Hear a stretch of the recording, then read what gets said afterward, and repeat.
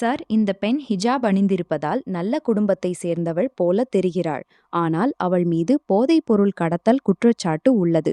இன்ஸ்பெக்டரின் பேச்சை கேட்டதும் deputy director ராகுல் வர்மா ஆச்சரியத்துடன் வெளியே பார்த்தார். அங்கு தலை முதல் கால் வரை துப்பட்டா போர்த்தியிருந்த அனன்யா பெஞ்சில் அமர்ந்து பயத்தால் நடுங்கிக் கொண்டிருந்தாள். சார், என் பரிந்துரை இதுதான். இந்த பெண்ணை வேறு விதமாக விசாரிக்கவும், நல்லவளாக இருந்தால் உடனே உண்மையான குற்றவாளியின் பெயரை சொல்லிவிடுவாள். இல்லையென்றால் ஜஸ்ட் ஹடப். இன்ஸ்பெக்டர் ராகேஷ் இன்ஸ்பெக்டரின் முகத்தில் தெரிந்த கீழ்மைத்தனத்தைக் கண்டு ராகுல் கோபத்தால் மேஜையில் கைகளை அடித்து கத்தினார். இந்த பெண் உன்னை போன்ற கேவலமான அதிகாரியின் காவலில் பாதுகாப்பாக இருக்க முடியாது.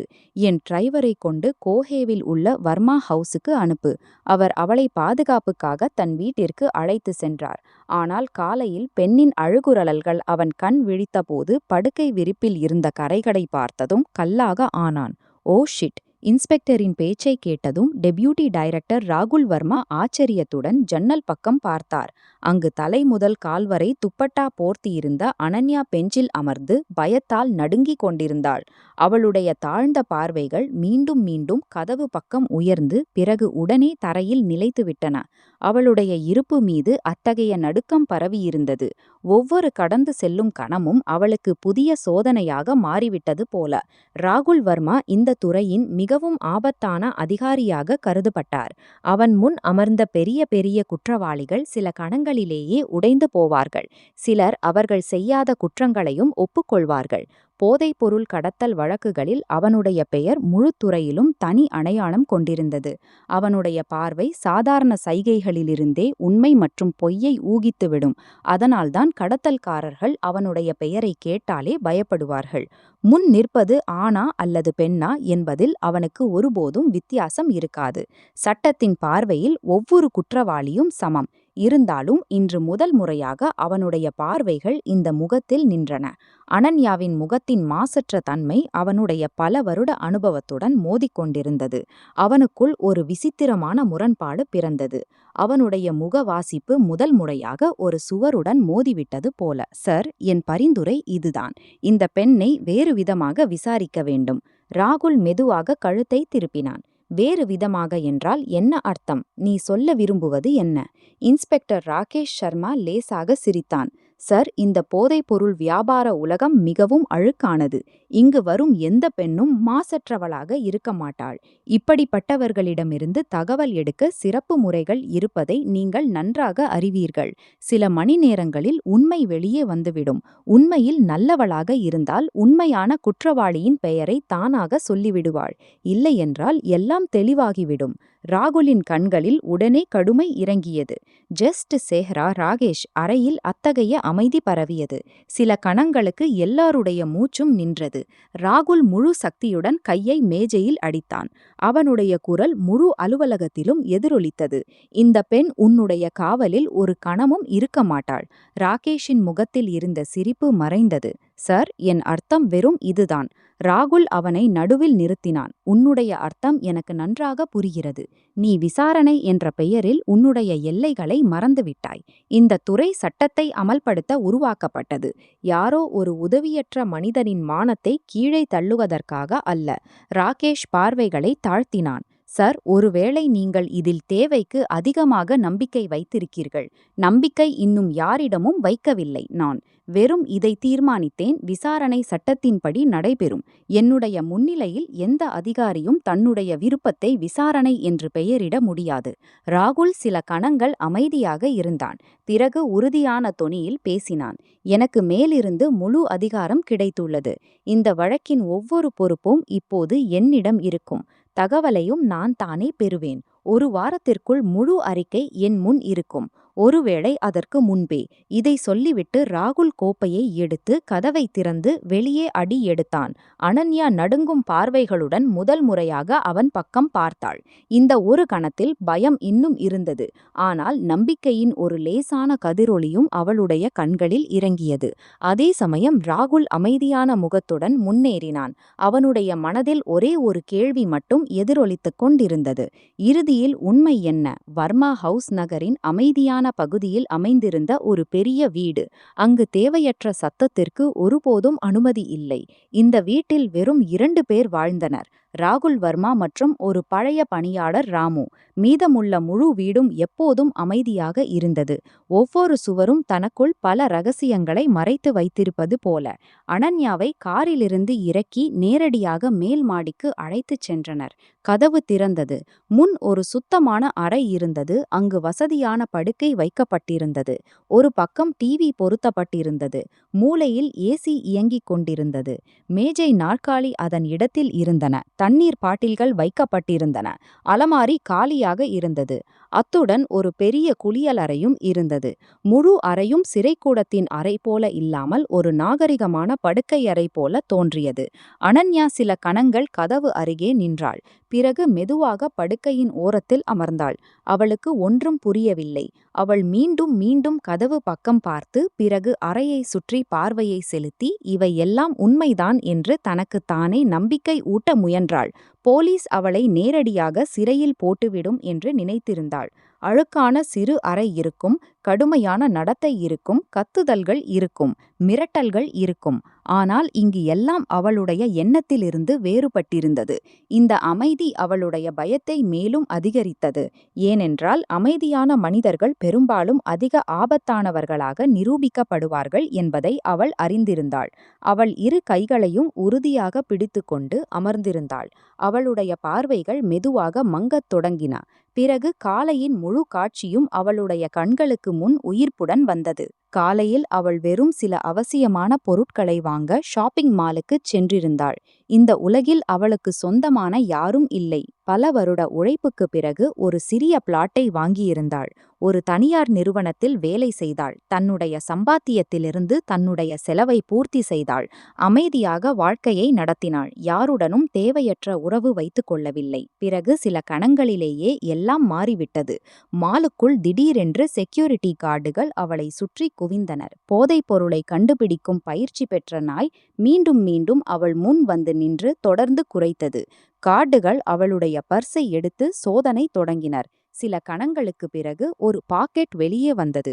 அதை பார்த்ததும் எல்லாருடைய முகபாவங்களும் மாறின. அனன்யாவின் மூச்சு நின்றுவிட்டது போல. இது என்னுடையது அல்ல. இது என்னுடைய பர்ஸில் எப்படி வந்தது என்று எனக்கு தெரியாது. யாரும் அவளுடைய பேச்சை நம்பவில்லை. ஒவ்வொருவரின் பார்வைகளும் அவள் மீது நிலைத்திருந்தன. தீர்ப்பு ஏற்கனவே சொல்லப்பட்டுவிட்டது போல. அவள் மீண்டும் மீண்டும் தன்னுடைய குற்றமற்ற தன்மையை சொல்லிக் கொண்டிருந்தாள். ஆனால் யாரும் அவளுடைய ஒரு வார்த்தையை கேட்கவில்லை. சில நிமிடங்களுக்கு பிறகு அவளை காவலில் எடுத்து கொண்டனர். இப்போது அவள் ஒரு அத்தகைய இடத்திற்கு வந்துவிட்டாள். சட்டத்தின்படி வெளியே யாருடனும் தொடர்பு கொள்ள அனுமதி இல்லை. அவள் யாருக்கும் போன் செய்ய முடியாது. எந்த வழக்கறிஞருடனும் பேச முடியாது. முதன்மை விசாரணை முடியும் வரை அவள் முழுமையாக கண்காணிப்பில் இருக்க வேண்டியவளாக இருந்தாள். அனன்யா நடுங்கும் கைகளால் தன்னுடைய முகத்தை மூடிக்கொண்டாள். ஓ கடவுளே, நான் குற்றமற்றவளாக இருந்தால் என்னை காப்பாற்று. இந்த கஷ்டத்திலிருந்து என்னை வெளியே எடு. அதே கணத்தில் அறைக்கு வெளியே யாரோ அடிச்சுவடுகளின் சப்தம் கேட்டது. கதவுக்கு முன் நிழல் நின்றது.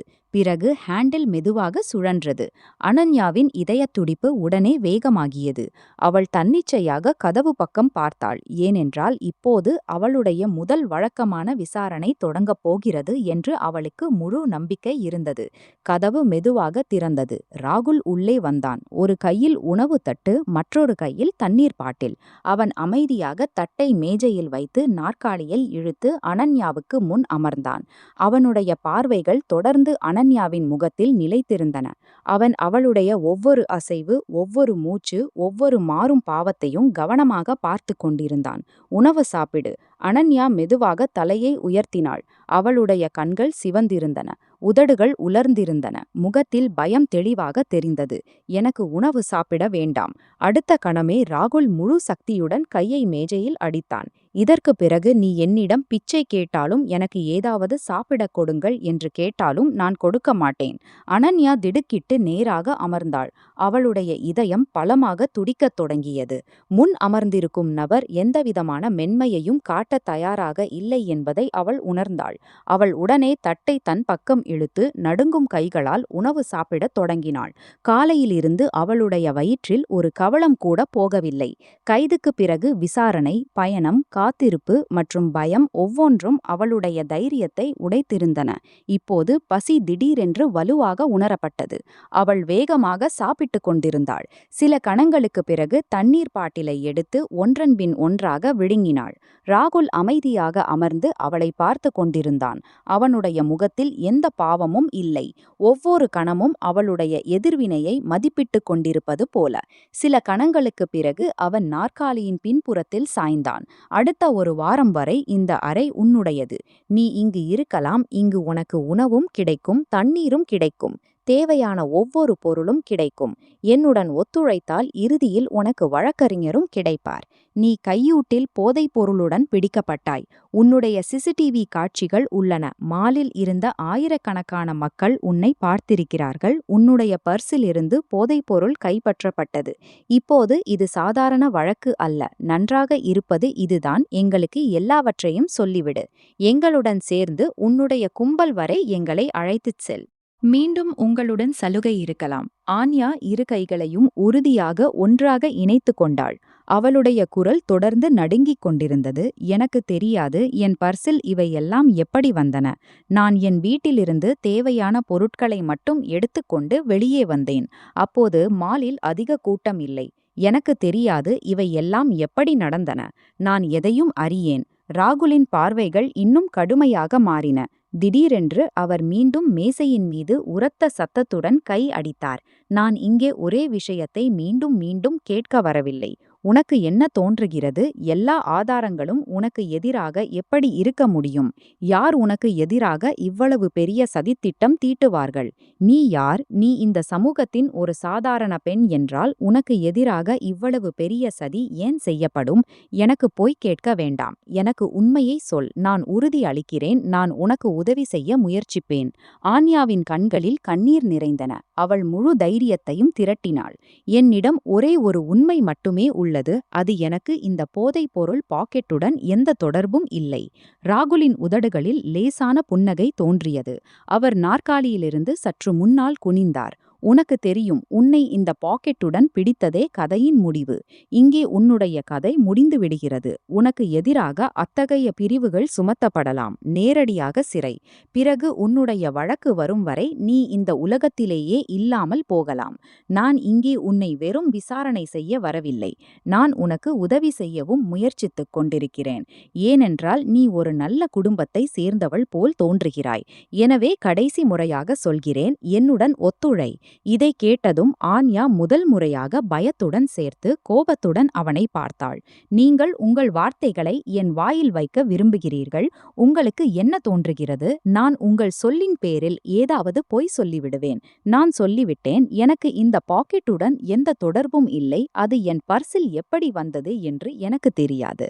அறையில் மீண்டும் அமைதி நிலவியது. ராகுல் தன் இடத்திலிருந்து எழுந்து சில அடிகள் நடந்து ஜன்னல் அருகே நின்றார். அவருடைய பார்வைகள் வெளியே இருளில் மூழ்கியிருந்தன.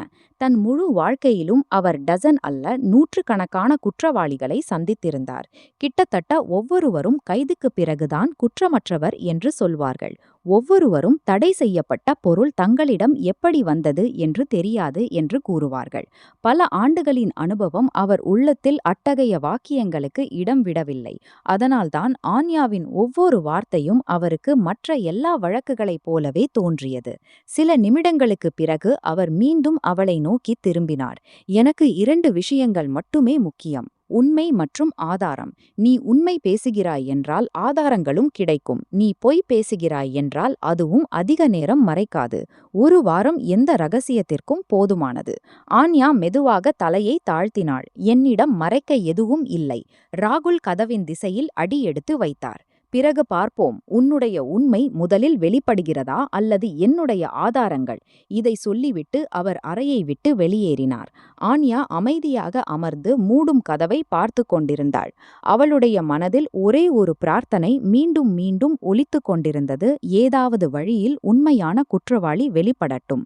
ஏனென்றால் அப்படி நடக்கவில்லை என்றால் ஒவ்வொரு ஆதாரமும் எப்போதும் அவளுக்கு எதிராகவே நிற்கும். அடுத்த நாள் காலை வர்மா வீட்டின் காற்று முன்பை விட கனமாக உணரப்பட்டது. அமைதியான தாழ்வாரங்களில் அடிகளின் சத்தம் மட்டுமே கேட்டது. ஆன்யா முழு இரவும் விழித்திருந்தாள். அவளுடைய கண்களைச் சுற்றி கருவளையங்கள் தோன்றியிருந்தன. அவள் தொடர்ந்து ஒரே கேள்வியை யோசித்துக் கொண்டிருந்தாள். இவை எல்லாம் எனக்கு ஏன் நடக்கிறது? கதவு உரத்த சத்தத்துடன் திறந்தது. ராகுல் உள்ளே நுழைந்தார். அவருடைய முகத்தில் நேற்று இரவு இருந்த லேசான ஈரமும் இல்லை. அவர் சில நிமிடங்கள் அமைதியாக ஆன்யாவை பார்த்தார். எனக்கு அவ்வளவு நேரம் இல்லை. நான் தினமும் உன் வாயிலிருந்து இதையே கேட்டுக்கொண்டிருக்க. நான் எதுவும் செய்யவில்லை. எனக்கு எதுவும் தெரியாது. ஆன்யா நடுங்கும் குரலில் பதிலளித்தாள். ஏனென்றால் இதுவே உண்மை. அடுத்த கணமே ராகுல் கோபத்தில் அவளுடைய முகத்தில் ஒரு பலத்த அடி கொடுத்தார். ஆன்யா தடுமாறி சுவரை பிடித்து கொண்டாள். அவளுடைய கண்களில் கண்ணீர் வந்தன. அவள் சில நிமிடங்கள் தன்னை சரி செய்து கொள்ள முடியவில்லை. ராகுல் வெளியே நின்ற பணியாளனை அழைத்தார். இந்த அறையிலிருந்து எல்லாவற்றையும் எடுத்துவிடுங்கள். சில நிமிடங்களிலே மேசை அகற்றப்பட்டது, நாற்காலி எடுக்கப்பட்டது, டிவி இறக்கப்பட்டது, ஏசி அணைக்கப்பட்டது, தண்ணீர் பாட்டிலும் வெளியே கொண்டு செல்லப்பட்டது, படுக்கை, தலையணை, சீட் எல்லாம் மறைந்தன. சில கணங்களிலே அந்த வசதியான அறை காலியான விசாரணை அறையாக மாறிவிட்டது. ராகுல் மீண்டும் அவளுக்கு முன்னால் வந்து நின்றார். இப்போது ஒருவேளை உனக்கு புரியும். நேரத்தை வீணடிப்பதன் விலை என்ன? ஆன்யா அமைதியாக அவனை பார்த்து கொண்டிருந்தாள். நான் குற்றமற்றவள். ராகுல் கோபத்துடன் அவளுடைய கையை பிடித்தார். ஒரே வாக்கியத்தை எத்தனை முறை மீண்டும் சொல்ல விரும்புகிறாய்? உண்மை இதுவாக இருக்கும் வரை இதையே மீண்டும் சொல்வேன். ராகுல் அவளை பலமாக பின்னால் தள்ளினார். நீ உன்னை மிகவும் வலிமையானவளாக நினைக்கிறாய். ஆன்யா கஷ்டப்பட்டு தன்னை சரி செய்து கொண்டாள். நான் வெறும் பொய் சொல்ல முடியாது. ராகுல் அறையில் சுற்றி திரியத் தொடங்கினார். சில நிமிடங்களுக்கு பிறகு மீண்டும் அவளுக்கு முன்னால் வந்து நின்றார். பார், இன்னும் நேரம் இருக்கிறது. நீ இதை ஏற்றுக்கொண்டால் நீ இந்த கும்பலின் பகுதியாக இருந்தாய். அப்படி இருந்தாலும் நான் முயற்சி செய்யலாம். உனக்கு சலுகை கிடைக்க. எனக்கு பெயர்கள் மட்டும் வேண்டும். எனக்கு நெட்வொர்க்கை அடைய வேண்டும். ஆன்யா உடனடியாக மறுதலிக்கும் விதத்தில் தலையை அசைத்தாள். நான் செய்யாத குற்றத்தை எப்படி ஏற்றுக்கொள்வேன்? ராகுல் கடுமையான தொனியில் சொன்னார். நீ இப்போது உண்மையை சொல்லவில்லை என்றால் மோசமாக சிக்கிவிடுவாய். ஆன்யாவின் கண்களிலிருந்து கண்ணீர் வழிந்தன. நான் ஏற்கனவே சிக்கிவிட்டேன். ஆனால் பொய் சொல்லி என்னை மேலும் மூழ்கடிக்க மாட்டேன். ராகுல் ஆழ்ந்த மூச்சு விட்டார். நான் உனக்கு மீண்டும் மீண்டும் வாய்ப்பு கொடுக்கிறேன். என்னிடமும் மீண்டும் மீண்டும் ஒரே பதில். என்ன பதில்? நான் குற்றமற்றவள். இதை கேட்டு ராகுல் ஏமாற்றத்துடன் கண்களை மூடிக்கொண்டார். தன் முழு வாழ்க்கையிலும் அவர் எண்ணற்ற குற்றவாளிகளிடமிருந்து இதே வார்த்தைகளை கேட்டிருந்தார். ஒவ்வொருவரும் தங்கள் குற்றமற்ற தன்மையை கூறுவார்கள். ஒவ்வொருவரும் தங்களை சதியின் இரையாக சித்தரிப்பார்கள். பல ஆண்டுகளின் அனுபவம் அவர் உள்ளத்தில் அத்தகைய கூற்றுகளை நம்புவதை கிட்டத்தட்ட முடிவுக்கு கொண்டு வந்திருந்தது. அவர் மீண்டும் ஆன்யாவை பார்த்தார். கடைசி முறையாக கேட்கிறேன். உன்னுடன் யார் இருந்தார்கள்? யாரும் இல்லை. போதைப்பொருள் உன் பர்சில் எப்படி வந்தது? எனக்கு தெரியாது. யார் வைத்தார்கள்? எனக்கு தெரியாது. நீ யாருக்காக வேலை செய்கிறாய்? யாருக்கும் இல்லை. ஒவ்வொரு பதிலும் ஒரே மாதிரி. ஒவ்வொரு முறையும் ஒரே மறுப்பு. அறையில் அமைதி நிலவியது. ராகுல் சில நிமிடங்கள் அவளை பார்த்து கொண்டிருந்தார். ஆன்யாவின் முகத்தில் பயம் தெளிவாக தெரிந்தது. சோர்வும் இருந்தது, கண்ணீரும் இருந்தது. இருந்தும் அவளுடைய பதிலில் எந்த மாற்றமும் இல்லை. இறுதியில் ராகுல் கதவின் திசையில் முன்னேறினார். சரி, பிறகு பார்ப்போம். உன்னுடைய அமைதி முதலில் உடைகிறதா அல்லது என்னுடைய ஆதாரம்? கதவு மூடியது. ஆன்யா காலியான அறையின் தரையில் அமர்ந்தாள். அவள் இரு கைகளையும் உயர்த்தி மூடிய கண்களுடன் ஒரே ஒரு பிரார்த்தனை கேட்டாள். ஏதாவது வழியில் உண்மை வெளிப்படட்டும். ஏனென்றால் அவளிடம் தன்னை பாதுகாக்க உண்மையைத் தவிர வேறு எதுவும் இல்லை. ஒரு வார நேரம் சொல்லிவிட்டு போனார் ராகுல். ராகுல் ஒரு வாரத்தில் அறிக்கை தருவதாக சொன்னார். ஆனால் இப்போது வரை ஆன்யா தன் குற்றத்தை ஏற்கவே இல்லை. அவர் அறிக்கையை எப்படி தயாரிப்பார்? துறையில் அவருக்கு எதிராக பேச்சுக்கள் தொடங்கின. பெரிய பெரிய ஆண் குற்றவாளிகளிடமிருந்து குற்றத்தை ஒப்புக்கொள்ள வைக்கும்வர் இன்று ஒரு பெண்ணின் முன் தோற்றுவிட்டார். இப்போது வரை அறிக்கை கூட வரவில்லை. அதிகாரிகளும் அவரை பற்றி கருத்து சொல்லத் தொடங்கினர். அவர் யோசிக்கத் தொடங்கினார். இன்ஸ்பெக்டர் ராகேஷ் சொன்னது ஒருவேளை முற்றிலும் சரியாக இருக்கலாம். உண்மையில் ராகுல் இன்னும் மரியாதை காட்டிக் கொண்டிருந்தார். ஆனால் இன்று அவர் எல்லா மரியாதையையும் உடைத்துவிடும் முடிவு எடுத்தார். அவர் அறைக்குள் வந்தார். அவர் ஆன்யாவை மோசமாக பிடித்து குலுக்கினார். நான் கடைசி முறையாக கேட்கிறேன். ஆனால் அவள் மீண்டும் இதையே சொன்னாள். நான் குற்றமற்றவள். அப்போது ராகுல் சொன்னார், சில விளைவுகள் மரணத்தை விடவும் மோசமானவை. அதன் அளவு உனக்கு காலைக்குள் தெரியும். அவர் அவளை படுக்கையின் மீது தள்ளினார். காலை வந்தபோது ஆன்யா தரையில் மயக்கமடைந்து கிடந்தாள். படுக்கையின் வெள்ளை சீட்டின் மீது பெரிய பெரிய கரைகள். இதுவே கத்தியபடி சாட்சியம் அளித்தன. இந்த பெண் குற்ற பின்னணியைச் சேர்ந்தவள் என்றால் இதுவரை கன்னி எப்படி இருக்க முடியும்? ராகுல் ஆன்யாவை மருத்துவமனைக்கு அனுப்ப தாமதப்படுத்தினார். ஏனென்றால் அவருடைய பார்வையில் அவள் இன்னும் ஒரு குற்றவாளி. அவர் தன் கோப்பை முடிக்க முயற்சித்துக் கொண்டிருந்தபோது திடீரென்று அவருடைய மொபைல் மணி அடித்தது. மறுபக்கம் அவருடைய மூத்த முதலாளி. உடனடியாக இந்த பெண்ணை மருத்துவமனைக்கு அனுப்பு, பிறகு நேரடியாக என் அலுவலகத்திற்கு வா. எனக்கு உன்னுடன் முக்கியமான பேச்சு இருக்கிறது. ராகுல் சில நிமிடங்கள் அமைதியாக இருந்தார். அவருக்கு புரியவில்லை திடீரென்று இந்த உத்தரவு ஏன் கொடுக்கப்பட்டது. இருந்தும் இது கட்டாய உத்தரவு. அவர் மேலும் கேள்விகள் கேட்காமல் ஆன்யாவை போலீஸ் பாதுகாப்புடன் மருத்துவமனைக்கு மாற்றினார். தேவையான அனைத்து நடைமுறைகளையும் முடித்த பிறகு அவர் நேரடியாக தலைமையகத்திற்குச் சென்றார். அலுவலகத்திற்குள் நுழைந்தவுடன் அவருடைய முதலாளி எதுவும் பேசவில்லை. அவர்கள் ரிமோட்டை எடுத்து முன்னால் இருந்த LED திரையை ஒளிரச் செய்தனர். சில நிமிடங்களுக்குப் பிறகு ஷாப்பிங் மாலின் CCTV காட்சி ஓடத் தொடங்கியது. ராகுல் முழு கவனத்துடன் திரையை பார்த்து கொண்டிருந்தார். வீடியோவில் ஆன்யா அமைதியாக வாங்குதல் செய்து கொண்டிருந்தாள். சில நிமிடங்களுக்குப் பிறகு ஒரு முகமூடி அணிந்த பெண் அவளை கடந்து சென்றாள். அவள் மிகுந்த திறமையுடன் ஒரு சிறிய பாக்கெட்டை ஆன்யாவின் பர்சில் போட்டாள். ஆன்யாவுக்கு இந்த செயலை பற்றிய சிறிதளவு அறிவும் இல்லை. அவள் வழக்கம் போல முன்னேறினாள். வீடியோ முடிந்ததும் அறையில் அமைதி நிலவியது. முதலாளி கடுமையான தொனியில் சொன்னார், இவ்வளவு முக்கியமான தகவலை நீ எப்படி புறக்கணித்தாய்? ஒரு குற்றமற்ற பெண்ணை குற்றவாளியாக நினைத்து நடவடிக்கை எடுக்கப்பட்டது. அவள் நம் துறைக்கு எதிராக சட்ட நடவடிக்கை எடுத்தால் நாம் இதற்கு எப்படி பதிலளிப்போம்? உடனடியாக அவளை விடுவிக்கவும், அவளுக்கு எதிரான வழக்கை முடிக்கவும், உண்மையான குற்றவாளியை தேடத் தொடங்கவும். ராகுலின் முகத்தின் நிறம் மாறியது. அவருக்கு முதல் முறையாக உணர்ந்தது அவர் வெறும் ஆரம்ப தகவலை நம்பியிருந்தார். ராகேஷ் அவருக்கு சொல்லியிருந்தார் ஆன்யாவே குற்றவாளி என்று. அவர் கைது சூழ்நிலையை அல்லது CCTV காட்சியின் முழு விசாரணையை தானே செய்யவில்லை. இப்போது அவருடைய மனதில் ஒரே ஒரு வாக்கியம் மட்டுமே ஒலித்துக் கொண்டிருந்தது, நான் குற்றமற்றவள். அதே வாக்கியம் ஆன்யா கடந்த ஒரு வார காலத்தில் எண்ணற்ற முறை மீண்டும் சொல்லியிருந்தாள். அவருடைய முதலாளி சற்று சாதாரண தொனியில் சொன்னார், அவளுக்கு உரிய உதவி செய்யுங்கள். நம்பிக்கை வழக்கு இங்கேயே முடிந்துவிடும். ராகுல் எந்த பதிலும் சொல்லவில்லை. அவர் அறிந்திருந்தார் சில தவறுகளின் பிராயச்சித்தம் வெறும் சம்பிரதாய மன்னிப்பு அல்லது பண உதவி அல்ல. சில முடிவுகள் மனிதனை நீண்ட காலம் தொடர்ந்து துரத்துகின்றன. ராகுல் அப்போது குற்ற உணர்வில் மூழ்கியிருந்தார். அவருக்கு மீண்டும் மீண்டும் உணர்ந்தது அந்த பெண்ணை அவர் ஒரு ஆபத்தான குற்றவாளியாக நினைத்து கொண்டிருந்தார். அவள் ஆரம்பத்திலிருந்தே குற்றமற்றவளாக இருந்தாள். அவர் ஆரம்பத்திலேயே எல்லா ஆதாரங்களையும் தானே பார்த்திருந்தால் ஒருவேளை விஷயம் இங்கு வரை வந்திருக்காது. வெளியுலகில் இந்த வழக்கு ஏதோ ஒரு வகையில் அடக்கப்பட்டிருக்கும். இவ்வளவு பெரிய துறைக்கு எதிராக குரல் எழுப்புவது எல்லோருக்கும் சாத்தியமல்ல. ஆனால் ஒரு கேள்வி இருந்தது. அதனால் ராகுல் எல்லா நிலையிலும் தோற்று கொண்டிருந்தார். அவர் தன் சொந்த மனசாட்சியின் குரலையும் அமைதிப்படுத்த முடியுமா? எனவே அவர் மருத்துவமனைக்கு கூட அவளுக்கு முன்னால் செல்லவில்லை. மருத்துவமனை நிர்வாகம் ஆன்யாவுக்கு வெறும் இவ்வளவு சொன்னது, அவளுக்கு எதிரான நடவடிக்கை முடிக்கப்பட்டு விட்டது. அவள் சுதந்திரமானவள், தன் வீட்டிற்கு செல்லலாம்.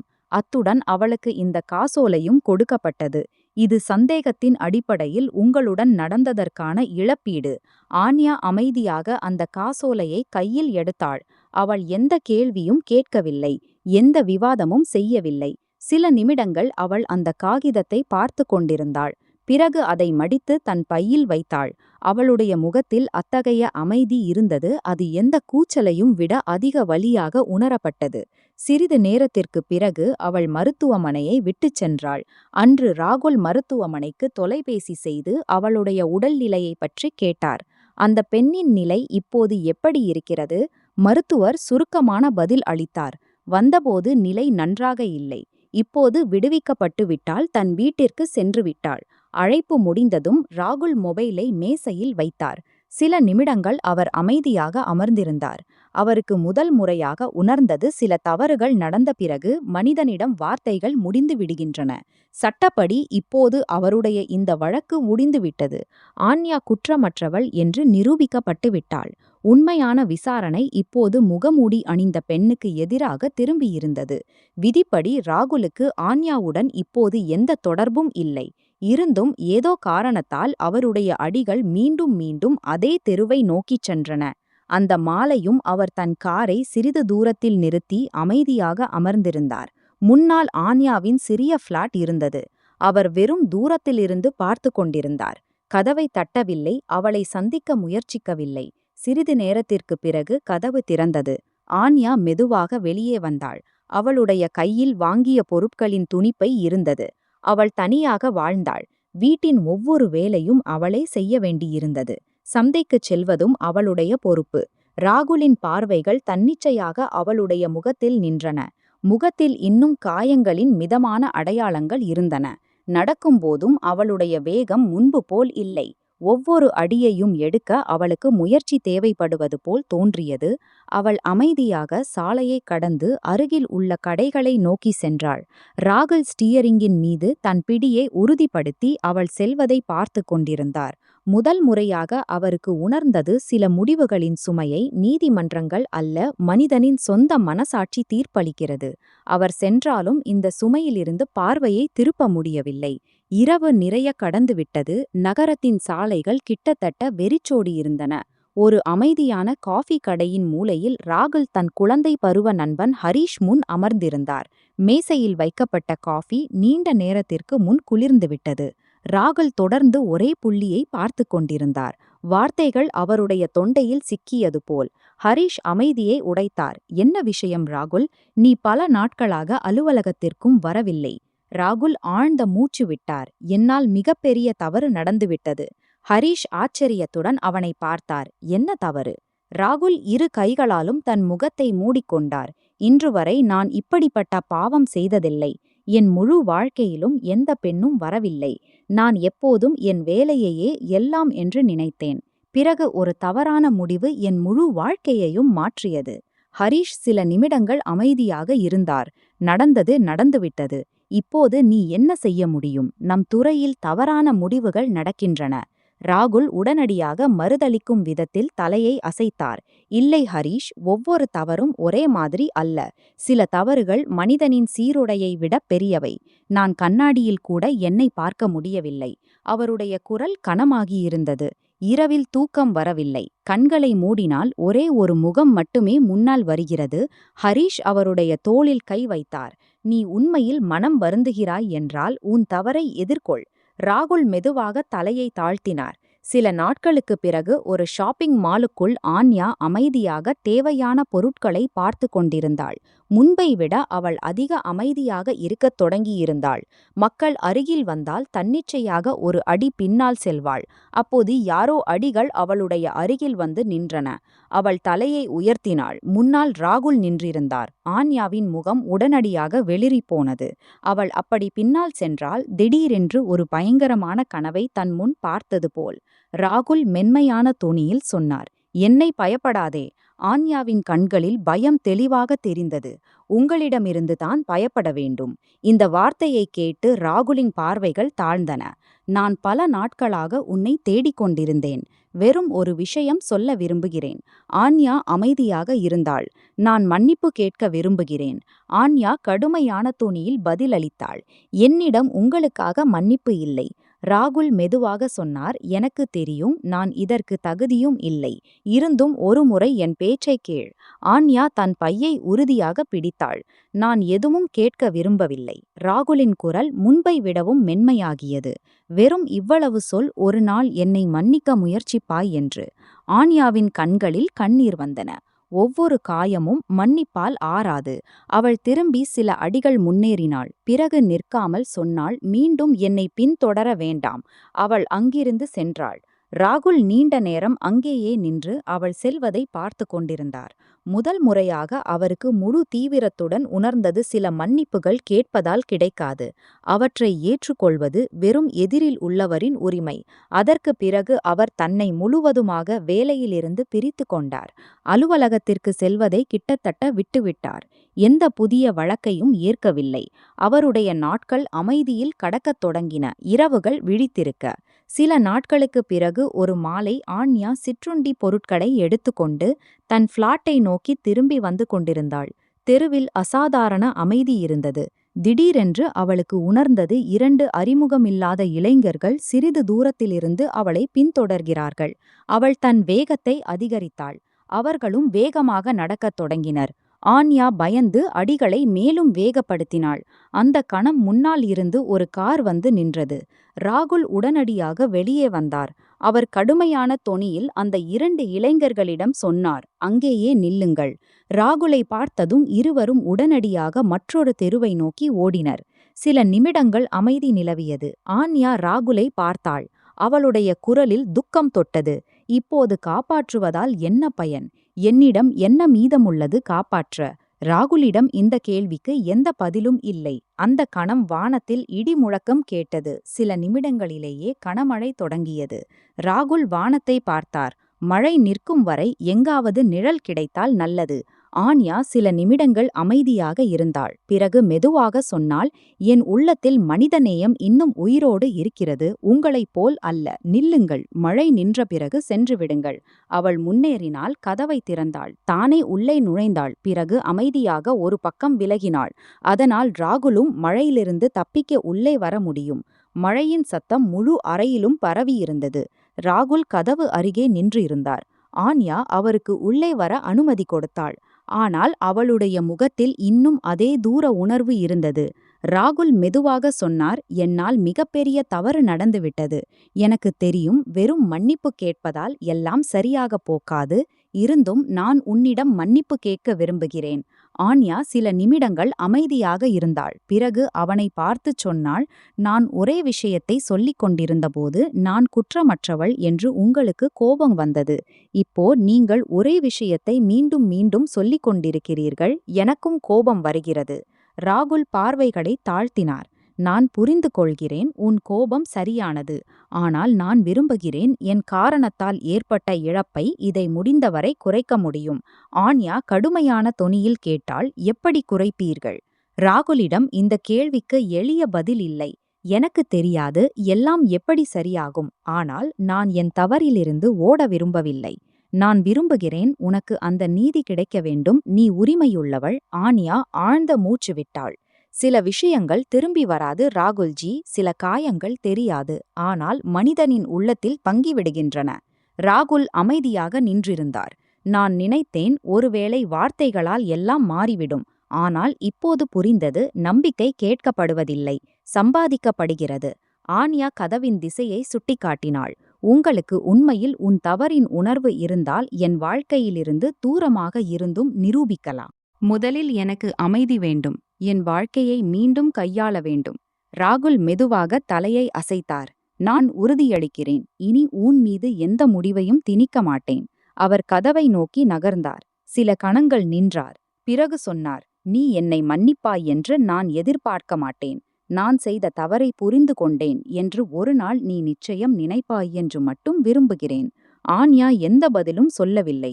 ராகுல் மௌனமாக வெளியேறினார். மழை இன்னும் பெய்து கொண்டிருந்தது. ஆனால் முதன்முறையாக ராகுலுக்கு உணர்ந்தது, சில பாதைகள் மன்னிப்பு கேட்பதால் திறக்கப்படுவதில்லை. மனிதன் முதலில் தன்னை மாற்ற வேண்டும். பிறகு நேரம் முடிவு செய்யும் எந்த உறவு மீண்டும் உருவாகலாம், எது வெறும் ஒரு பாடமாக மட்டுமே இருக்கும் என்று. ஒரு நாள் ராகுலும் ஆன்யாவும் மீண்டும் சசித்தனர். அவள் சொல்ல ஆரம்பித்தாள், "நீங்கள் என்ன விரும்புகிறீர்கள்? ஏன் மீண்டும் மீண்டும் என் பின்னால் வருகிறீர்கள்?" ராகுல் சொன்னார், "நான் உங்களை மணக்க விரும்புகிறேன். இந்த தவறை சரி செய்ய விரும்புகிறேன்." ஆன்யா கோபத்துடன் சொன்னாள், "சரி, பிறகு என்னை மணந்து கொள்ளுங்கள். எப்படியும் என் வாழ்க்கையில் ஒன்றுமில்லை, யாரும் சொந்தமில்லை, நண்பர்கள் இல்லை. நீங்கள் என்னை மணந்து என் மரியாதையை எவ்வளவு காக்கிறீர்கள் என்று பார்க்கிறேன். எப்படியும் உங்களுக்கு ஆண்களுக்கு திருமணம் எல்லாவற்றிற்கும் தீர்வு என்று தோன்றுகிறது." ஒரு கணம் ராகுல் மிகவும் மகிழ்ச்சியடைந்தார். அவர் திடீரென்று எப்படி ஆம் என்று சொல்லிவிட்டார். உடனே திருமணத்திற்கு ஒப்புக்கொண்டார் என்பதை மறந்துவிட்டார். பிறகு அவர்கள் ஒரு நாளை நிர்ணயித்தனர். அந்த நாளில் திருமணம் நடைபெறும். ஆரிய சமாஜ் கோவிலில் ஒரு எளிய திருமண சடங்கு நடந்தது. இருவரும் ஒருவருக்கொருவர் கணவன் மனைவி ஆனார்கள். ராகுல் அவளை தன் வீட்டிற்கு அழைத்து வந்தார். ஆனால் அந்த அறையை சகதேவிற்காக பூட்டி வைத்தார். அங்கு அவளை வைத்து விசாரணை செய்திருந்தார். திருமணத்திற்கு பிறகும் ஆன்யா மற்றும் ராகுலின் வாழ்க்கை உடனடியாக முன்பு போல் ஆகவில்லை. திருமண உறவு நிறுவப்பட்டிருந்தது. ஆனால் ஆன்யாவின் மனதில் இருக்கும் பயம் மற்றும் தூரங்கள் இன்னும் இருந்தன. அவள் ராகுலுடன் ஒரே வீட்டில் வாழ்ந்தாள். ஆனால் சில நேரங்களில் அவளுடைய நடத்தையில் அவள் இன்னும் தன் சுற்றிலும் ஒரு சுவரை கட்டிக்கொண்டிருப்பது போல் தோன்றியது. ராகுல் இதை புரிந்து கொண்டார். அவர் அறிந்திருந்தார், நீங்கள் எல்லாம் மாறிவிட்டீர்கள் என்று சொல்வது மட்டும் போதாது. மனிதனின் மனதில் உருவாகும் பயம் நேரத்தோடுதான் மறையும். அதனால் அவர் ஆன்யாவின் மீது எந்த அழுத்தத்தையும் கொடுக்கவில்லை. தொடக்க நாட்களில் ஆன்யா ஒவ்வொரு காரியத்தையும் யோசித்து செய்தாள். ராகுல் ஏதேனும் கேள்வி கேட்டால் அவள் சுருக்கமான பதில் சொல்வாள். ராகுல் வீட்டிற்கு வந்தால் அவருடைய காலடி சத்தம் கேட்டு அமைதியாகி விடுவாள். அவள் தன் உணர்வுகளை வெளிப்படுத்தாமல் இருக்க முயன்றாள். ராகுல் உணர்ந்தார், ஆன்யாவுக்கு வார்த்தைகளை விட செயல்கள் தேவை. ஒரு நாள் ராகுல் அலுவலகத்திற்கு செல்ல தயாராகி கொண்டிருந்தார். ஆன்யா அவருடைய கோப்புகள் மேஜையில் சிதறி கிடப்பதை பார்த்தாள். முதலில் அவள் மௌனமாக இருந்தாள். பிறகு மெதுவாக ஒழுங்குபடுத்த ஆரம்பித்தாள். ராகுல் அவளை பார்த்து ஆச்சரியப்பட்டார். நீ இதை ஏன் செய்தாய்? ஆன்யா கண்களை தாழ்த்தி பதிலளித்தாள். அப்படியேதான். ராகுலின் முகத்தில் லேசான புன்னகை வந்தது. ஆனால் அவர் ஒன்றும் சொல்லவில்லை. இது சிறிய காரியம் கூட அவளுக்கு பெரிய மாற்றம் என்று அவர் அறிந்திருந்தார். நேரம் கடந்தது. ராகுல் தன் விருப்பத்தை ஒருபோதும் ஆன்யாவின் மீது திணிக்கவில்லை. அவள் ஏதேனும் விஷயத்தில் மௌனமாக இருந்தால் அவளுக்கு நேரம் கொடுத்தார். அவள் கவலையாக இருந்தால் மனம் விரும்பும்போது பேசிக்கொள் என்று மட்டும் சொன்னார். இந்த நடத்தை படிப்படியாக ஆன்யாவின் மனதில் ஒரு புதிய உணர்வை உருவாக்க ஆரம்பித்தது. ஒரு மாலை ஆன்யாவுக்கு உடல்நிலை சரியில்லை. ராகுல் அலுவலகத்திலிருந்து சீக்கிரம் திரும்பினார். அவர் அவளுக்கு மருந்து கொண்டு வந்து மௌனமாக மேஜையில் வைத்தார். ஆன்யா ஆச்சரியத்துடன் கேட்டாள், உங்களுக்கு எப்படி தெரியும் என் உடல்நிலை சரியில்லை என்று? ராகுல் பதிலளித்தார். உன் குரலிலிருந்து யூகிக்க முடிந்தது. ஆன்யா சிறிது நேரம் அவரை பார்த்து கொண்டிருந்தாள். முதன்முறையாக அவளுக்கு உணர்ந்தது, ராகுல் இப்போது அந்த நபர் இல்லை. யாருடன் அதிகார சக்தி இணைந்திருந்ததோ அவர் தன் தவறுகளை மீண்டும் செய்ய விரும்பாத ஒரு மனிதனாக மாற முயற்சித்துக் கொண்டிருந்தார். ஒரு நாள் ஆன்யா தானாகவே ராகுலிடம் ஒரு விஷயம் பேசினாள்.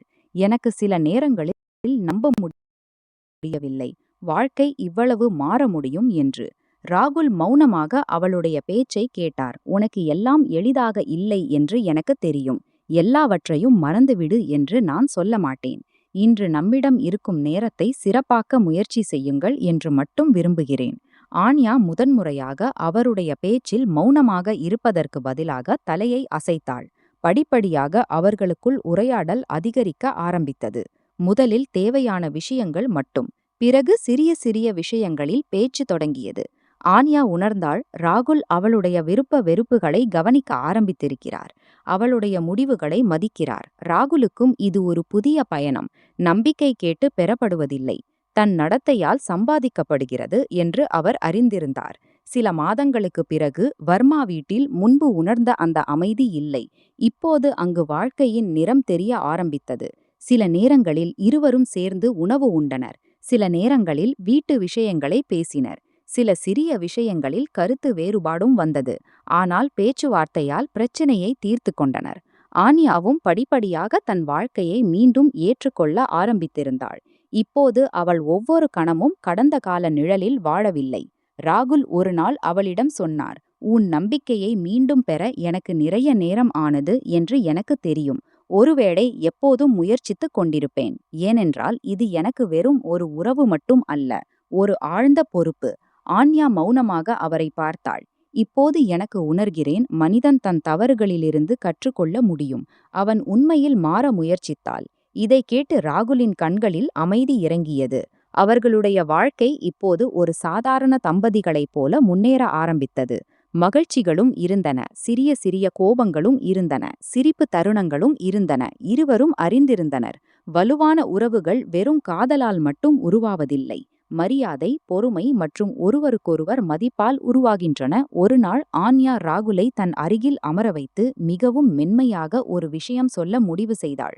அவளுடைய தொனியில் புகார் குறைவு, கவலை அதிகம். அவள் அறிந்திருந்தாள் ராகுல் இப்போது மாற முயற்சித்துக் கொண்டிருக்கிறார். ஆனால் அவள் விரும்பினாள் வேறு எந்த அப்பாவி மனிதனும் அவள் அனுபவித்த வலியை அனுபவிக்காமல் இருக்க வேண்டும். ராகுல், நான் உங்களிடம் ஒரு விஷயம் சொல்ல விரும்புகிறேன். ராகுல் புன்னகையுடன் அவளை பார்த்தார். சொல் ஆன்யா, என்ன விஷயம்? ஆன்யா சில கணங்கள் மௌனமாக இருந்து சொன்னாள். நான் விரும்புகிறேன் நீங்கள் இந்த வேலையை விட்டுவிட வேண்டும். நீங்கள் ஒரு அப்பாவி மனிதனை வெறும் சந்தேகத்தின் அடிப்படையில் இவ்வளவு கடுமையை எதிர்கொள்ள வைத்த விதம் தவறானது. எனக்கு பயம். நாளை வேறு எந்த அப்பாவி மனிதனும் தவறான முடிவின் காரணமாக துன்பப்படக்கூடாது. சிலரின் ஆணவம் மனிதனை உள்ளே இருந்து உடைத்து விடுகிறது. ராகுல் மௌனமாகிவிட்டார். ஆன்யா இந்த விஷயத்தை கோபத்தில் சொல்லவில்லை என்று அவர் அறிந்திருந்தார். அவள் அவருடைய நன்மையை விரும்பினாள். முதன்முறையாக அவருக்கு உணர்ந்தது. ஆன்யா தன் காயங்களுக்கு மத்தியிலும் அவருக்காக நல்லதை யோசிக்கிறாள். நீ சரியாக சொல்கிறாய் ஆன்யா. இப்போது எனக்கும் இந்த வேலையில் முன்பு போன்ற ஆர்வம் இல்லை. நான் மிக அருகில் பார்த்திருக்கிறேன். ஒரு தவறான முடிவு ஒருவரின் முழு வாழ்க்கையையும் மாற்ற முடியும். ஆன்யா மௌனமாக அவரை பார்த்து கொண்டிருந்தாள். நான் இந்த துறையை விட்டுவிடுவேன். பயிற்சி துறைக்கு விண்ணப்பிப்பேன். புதிதாக வரும் அதிகாரிகளுக்கு வேலை கற்பிப்பேன். அதிகாரத்துடன் பொறுப்பும் இருக்கிறது என்று அவர்களுக்கு புரிய வைப்பேன். ஆனால் மீண்டும் அப்படிப்பட்ட விசாரணையின் பகுதியாக மாட்டேன். அங்கு எந்த அப்பாவிக்கும் தீங்கு ஏற்படும் ஆபத்து இருக்கும். இதை கேட்டு ஆன்யாவின் முகத்தில் அமைதி வந்தது. நீங்கள் என் பேச்சை மதித்து கொண்டீர்கள். ராகுல் மென்மையான புன்னகையுடன் சொன்னார். உன் பேச்சு எனக்கு வெறும் ஒரு பேச்சு மட்டும் அல்ல. இது ஒரு நினைவூட்டல். மனிதன் தன் முடிவுகளுக்கு தானே கணக்கு கொடுக்க வேண்டும். ஆன்யாவின் மனதில் இருக்கும் சில துக்கங்கள் படிப்படியாக குறைய ஆரம்பித்தன. அவளுக்கு மகிழ்ச்சி. ராகுல் வெறும் வார்த்தைகள் மட்டும் சொல்லவில்லை, தன் செயலாலும் நிரூபிக்க முடிவு செய்தார். சில நாட்களுக்கு பிறகு ஆன்யா மேலும் ஒரு விஷயம் பேசினாள். ராகுல், நான் மீண்டும் வேலை செய்ய விரும்புகிறேன். நான் முன்பும் வேலை செய்தேன். திருமணத்திற்கு பிறகு 2-3 மாத இடைவெளி வந்தது. ராகுல் உடனே பதிலளித்தார். எனக்கு எந்த பிரச்சனையும் இல்லை. நீ உன் வேலையை மீண்டும் தொடங்கலாம். ஆன்யா சொன்னாள். ஆனால் என் நேரம் சற்று கடினமாக இருக்கும். எனக்கு காலையில் போக வேண்டும், மாலையில் திரும்ப வேண்டும். ராகுல் புன்னகையுடன் சொன்னார். பரவாயில்லை, நானும் என் வேலையில் பிஸியாக இருப்பேன். திரும்பும்போது ஒன்றாக நேரம் செலவிட முயற்சிப்போம். நாள் முழுவதும் நடந்தவற்றை ஒருவருக்கொருவர் பகிர்ந்து கொள்வோம். ஆன்யாவின் முகத்தில் புன்னகை வந்தது. பிறகு இரவு நேரம் மட்டும் நம்முடையதாக இருக்கும். ராகுல் மகிழ்ச்சியுடன் சொன்னார். ஆம், அங்கு நாம் ஒருவருக்கொருவர் பேச்சை கேட்போம். நாள் சோர்வை போக்குவோம். ஆன்யா மெதுவாக தலையை அசைத்தாள். சரி. பிறகு இந்த நாளிலிருந்து இருவரின் வாழ்க்கையிலும் ஒரு புதிய அமைப்பு வந்தது. ராகுலின் துறை அதிகாரிகளுக்கு தெரிந்தபோது அவர் தன் விசாரணை பதவியை விட்டு பயிற்சி துறைக்கு செல்ல விண்ணப்பித்திருக்கிறார் என்று எல்லாரும் ஆச்சரியப்பட்டனர். பெரிய பெரிய குற்றவாளிகள் பயப்படும் அந்த அதிகாரியின் பெயரால் அவர் திடீரென்று தன் பாதையை மாற்றிக்கொண்டிருக்கிறார். அலுவலகத்தில் சில சக ஊழியர்கள் அவரிடம் வந்தனர். அவர்களுடைய முகங்களில் ஆச்சரியம் தெளிவாக தெரிந்தது. ராகுல், நீ உண்மையில் இந்த துறையை விட்டுவிடப் போகிறாயா? ராகுல் அமைதியான தொனியில் பதிலளித்தான். ஆம், நான் முடிவு செய்துவிட்டேன். ஒரு அதிகாரி ஆச்சாரியாவிடம் கூறினான். உனக்கு ஏதோ குற்றவாளியின் சாபம் பட்டதா? உன் பெயரை கேட்டாலே மக்கள் நடுங்கினார்கள். எங்கள் துறையின் அடையாளமே உன்தான் காரணமாக இருந்தது. ராகுல் சில கணங்கள் அமைதியாக இருந்து எல்லோரையும் பார்த்தான். ஒரு கால் நீங்கள் இதை சாபமாக நினைக்கிறீர்களோ? ஆனால் நான் இதை என் வாழ்க்கையின் பாடமாக எடுத்துக்கொள்கிறேன். எல்லாரும் அமைதியாகி விட்டார்கள். சக்தி கிடைத்துவிட்டால் மனிதனுக்குத்தான் சரியானவன் என்று தோன்றும். ஆனால் உண்மையான சோதனை என்பது அந்த சக்தியை எப்படி பயன்படுத்துகிறான் என்பதே. நான் முடிவு செய்துவிட்டேன். இனி புதியவர்களுக்கு சட்டத்தின் நீதியும் முக்கியமானது என்று கற்பிப்பேன். ஒரே நேரத்தில் ஒருவர் இப்படி சொன்னார். ஆனால் நீ இந்த வேலையில் மிகச் சிறந்தவன். ராகுல் லேசான புன்னகையுடன் பதிலளித்தான். சிறந்தவனாக இருப்பது போதாது, சரியாக இருப்பதும் அவசியம். இந்த நாளில் ராகுல் தன் கடந்த காலத்தின் ஒரு பகுதியை பின்னால் விட்டுவிட்டான். காலப்போக்கில் அவனது வாழ்க்கை முழுவதும் மாறிவிட்டது. அதே ராகுல் முன்பு எப்போதும் கோபத்தில் இருந்தான். ஒவ்வொரு விஷயத்தையும் கடுமையாக பார்த்தான். இப்போது வேறு மனிதனாக மாறிவிட்டான். இப்போது அவனது நாட்கள் வெறும் வழக்குகளின் பின்னால் கழிவதில்லை. மாறாக வீட்டின் அமைதியிலும் கழிகின்றன. சில சமயம் ராகுல் அலுவலகத்திலிருந்து சோர்வாக வீடு திரும்பினால் கதவை திறக்கும்போதே ஆன்யாவின் குரல் கேட்கும். நீங்கள் வந்துவிட்டீர்களா? இந்த சிறிய வாக்கியமும் ராகுலுக்கு மிகவும் சிறப்பானதாகிவிட்டது. ஒரு நாள் அவனது வாழ்க்கையில் அப்படி ஒரு வீடு இருக்கும். அங்கே யாரோ அவனுக்காக காத்திருப்பார்கள். திரும்பி வரும்போது அமைதி கிடைக்கும் என்று அவன் எப்போதும் நினைத்ததில்லை. ஆன்யாவும் மெல்ல மெல்ல தன் வாழ்க்கையில் முன்னேறிக் கொண்டிருந்தாள். அவள் மீண்டும் வேலைக்குச் செல்லத் தொடங்கினாள். சில சமயம் அவள் ராகுலுக்கு முன்பே வீட்டுக்கு வந்து விடுவாள். சில சமயம் ராகுலே அவளை அலுவலகத்திலிருந்து அழைத்து வருவான். சில சமயம் இருவரும் வழியில் சிறிய உணவகத்தில் உணவு உண்பார்கள். சில சமயம் வீட்டுக்குச் சென்று சேர்ந்து உணவு தயாரிப்பார்கள். ஒரு மாலை ராகுல் வீட்டுக்கு வந்தான். ஆன்யா சமையலறையில் நின்றிருந்தாள். இன்று நீங்கள் எப்படி முன்கூட்டியே வந்துவிட்டீர்கள்? ராகுல் புன்னகையுடன் சொன்னான். இன்று உனக்கு காத்திருக்க வேண்டாம் என்று நினைத்தேன். ஆன்யா புன்னகையுடன் பதிலளித்தாள். முன்பு நீங்கள் உங்கள் வேலையை பற்றியே யோசிப்பீர்கள். ராகுல் மெதுவாக சொன்னான். முன்பு எனக்கு வாழ்க்கை என்பது வெறும் வேலை என்று தோன்றியது. இப்போது புரிந்துவிட்டது, வாழ்க்கை என்பது உங்கள் வருகைக்காக காத்திருக்கும் மக்களின் பெயர். ஆன்யா அமைதியாக அவனை பார்த்தாள். ராகுல் வெறும் பேச்சுகளை மாற்றவில்லை, தன் முழு வாழ்க்கையின் போக்கையே மாற்றிவிட்டான் என்று அவளுக்கு மகிழ்ச்சி. இருவருக்கும் இடையே முன்பு இருந்த தூரம் இப்போது இல்லை. இப்போது அவர்களிடையே பேச்சு இருந்தது, நம்பிக்கை இருந்தது, ஒருவருக்கொருவர் மரியாதை இருந்தது. ராகுல் தன் தவறுகளிலிருந்து கற்றுக்கொண்டான். மனிதனின் உண்மையான வெற்றி என்பது மற்றவர்கள் மீது அதிகாரம் பெறுவது அல்ல, தன் குணத்தை மேம்படுத்துவதே. ஆன்யாவும் உணர முடிந்தது. காலப்போக்கில் சில உறவுகள் வெறும் வாக்குறுதிகளால் அல்ல, தொடர்ச்சியான நல்ல செயல்களால் வலுப்படுகின்றன. அவர்களது வாழ்க்கை இப்போது ஒரு சாதாரண திருமணமான தம்பதியைப் போல முன்னேறிக் கொண்டிருந்தது. சிறிய சிறிய மகிழ்ச்சிகளுடன், அன்றாட வேலைகளுடன், ஒருவருக்கொருவர் நேரம் செலவிடும் முயற்சியுடன். ராகுலுக்கு உணர்ந்தது, வாழ்க்கை அவனுக்கு இரண்டாவது வாய்ப்பை தந்துள்ளது. இந்த முறை அவன் இதை வீணாக்க மாட்டான். ராகுலுக்கு நீண்ட காலத்திற்குப் பிறகு தோன்றத் தொடங்கியது, வாழ்க்கை மீண்டும் சாதாரணமாகிவிட்டது. கடந்த காலத்தின் கசப்புகள் இன்னும் எங்கோ இருந்தன.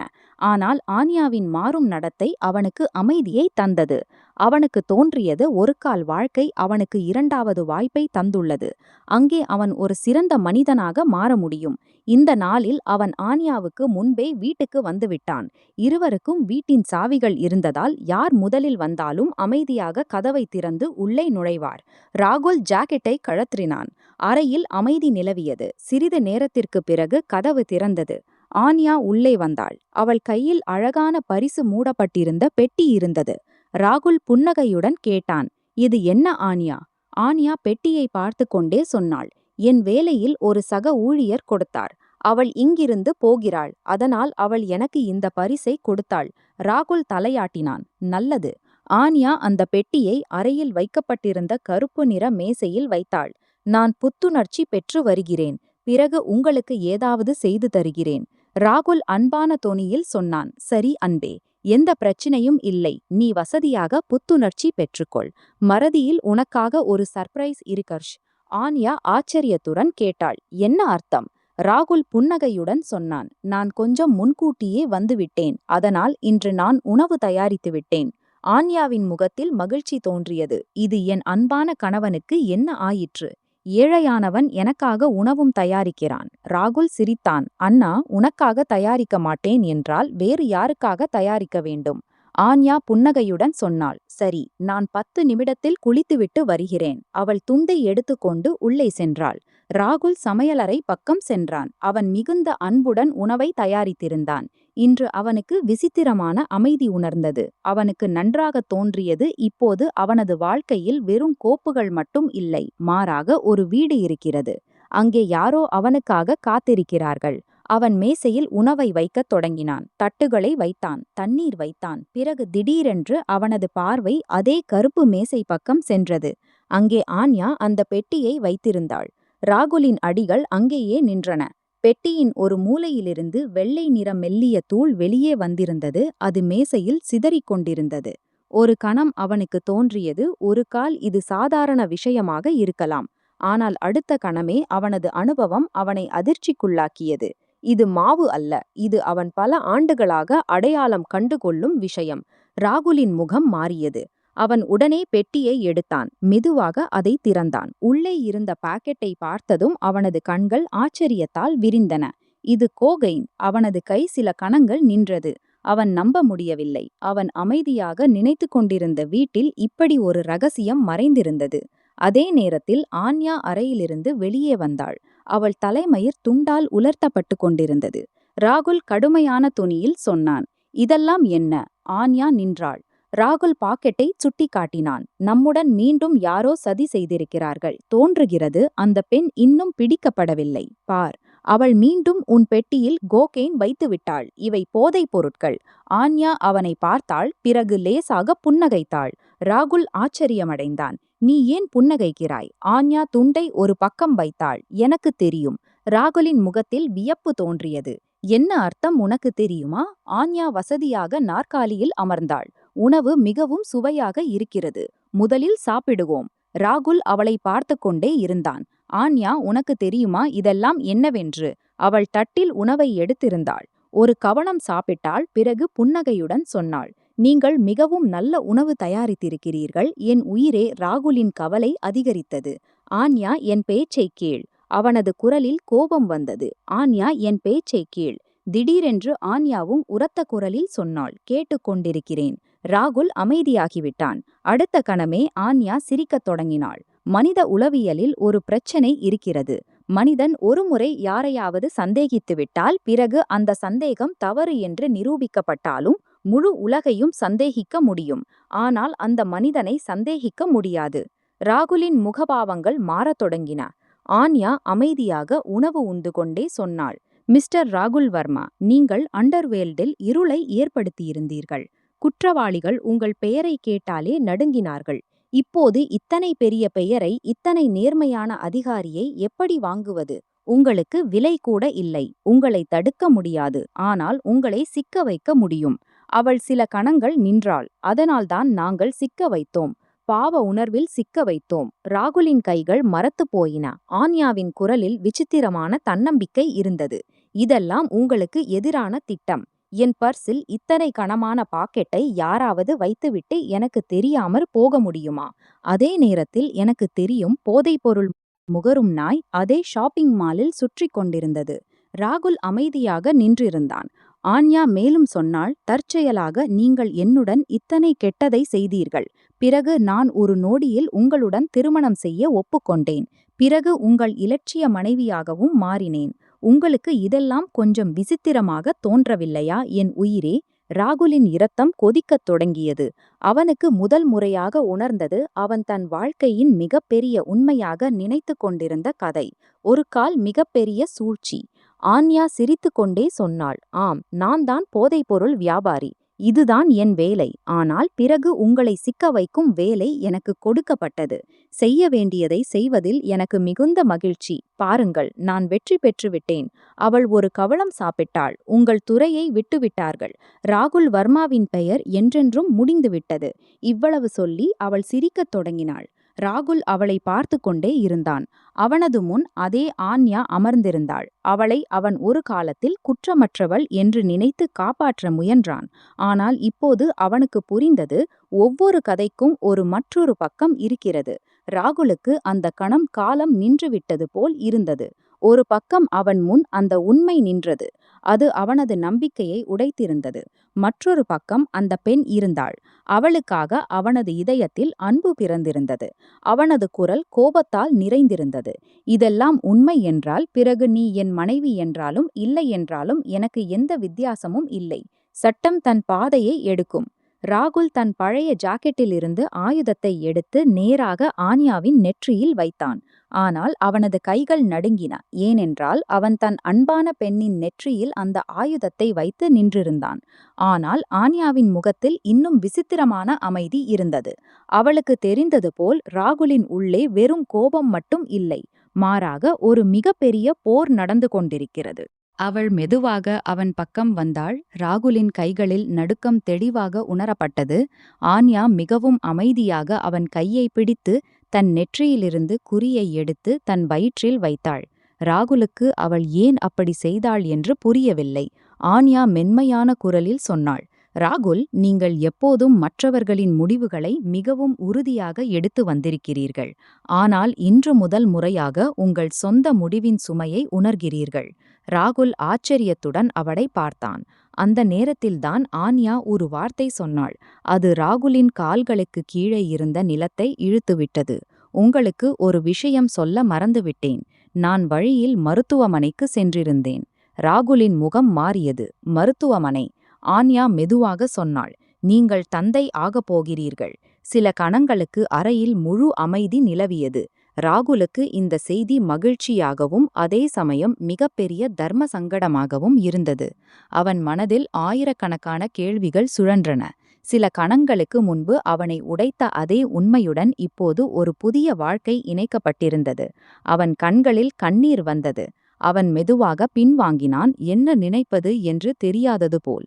கோபமும் இருந்தது, துக்கமும் இருந்தது, அன்பும் இருந்தது, பயமும் இருந்தது. ஆன்யா அவனை மட்டும் பார்த்தாள்.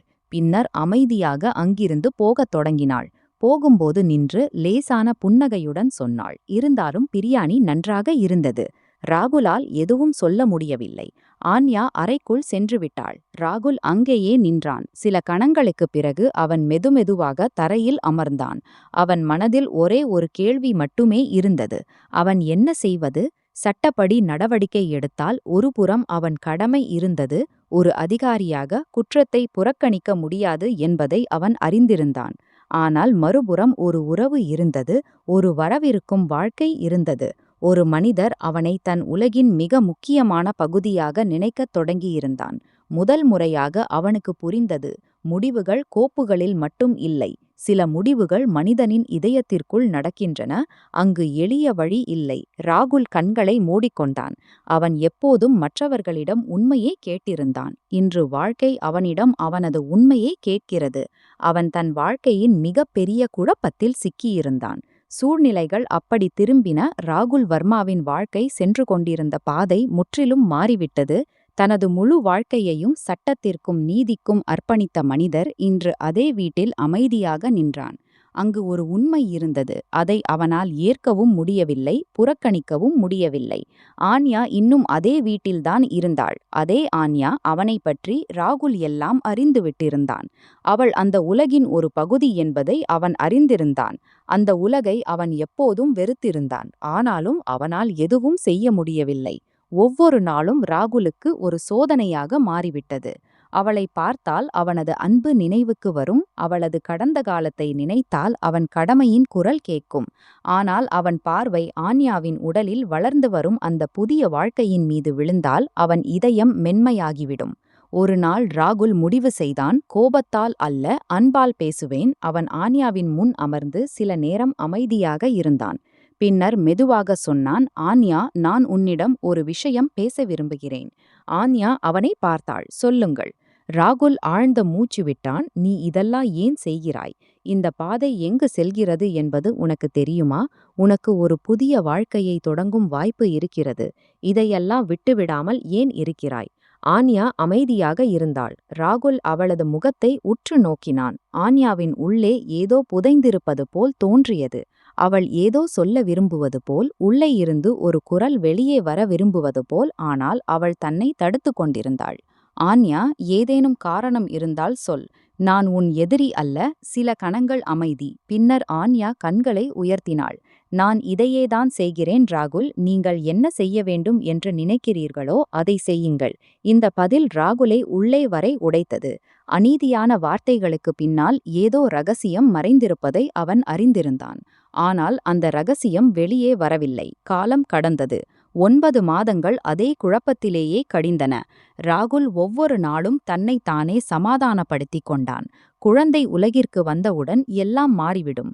அவன் ஒரு திட்டம் தீட்டினான். ஆன்யாவையும் தன் குழந்தையையும் அழைத்து கொண்டு வெகு தூரம் சென்றுவிடனேன். அந்த உலகின் எந்த நிழலும் இல்லாத இடத்திற்கு. ஆன்யா மீண்டும் அந்த பாதைக்கு திரும்ப முடியாத இடத்திற்கு. அங்கு தன் குழந்தையுடனும் ராகுலுடனும் ஒரு புதிய வாழ்க்கையை தொடங்க முடியும். ராகுல் ஒரு மலைப்பகுதியில் ஒரு சிறிய வீட்டை வாங்கி தேவையான பொருட்களை அங்கு அனுப்பி வைத்திருந்தான். ஆன்யா தாய் ஆன பிறகு தன் குழந்தையை பார்த்து மாறிவிடுவாள் என்று அவன் நம்பினான்.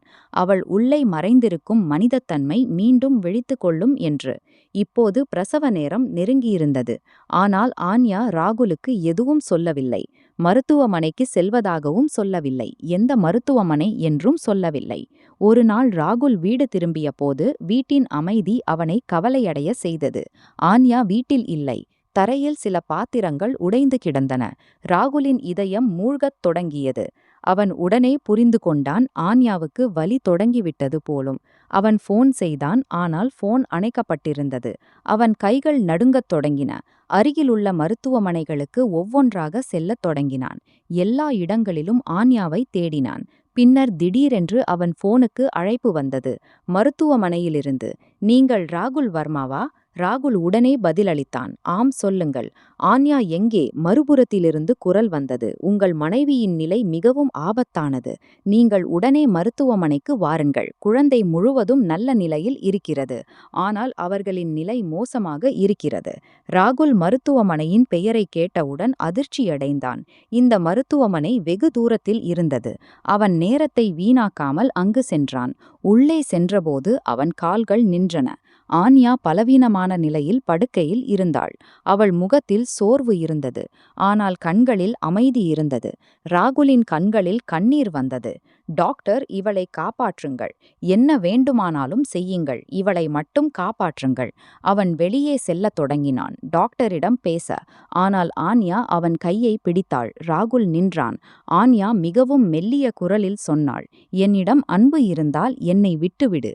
என்னிடம் வெறுப்பு இருந்தால் என்னை காப்பாற்று. ராகுல் ஆச்சரியத்தில் மூழ்கினான். இது என்ன சொல்கிறாய் ஆன்யா?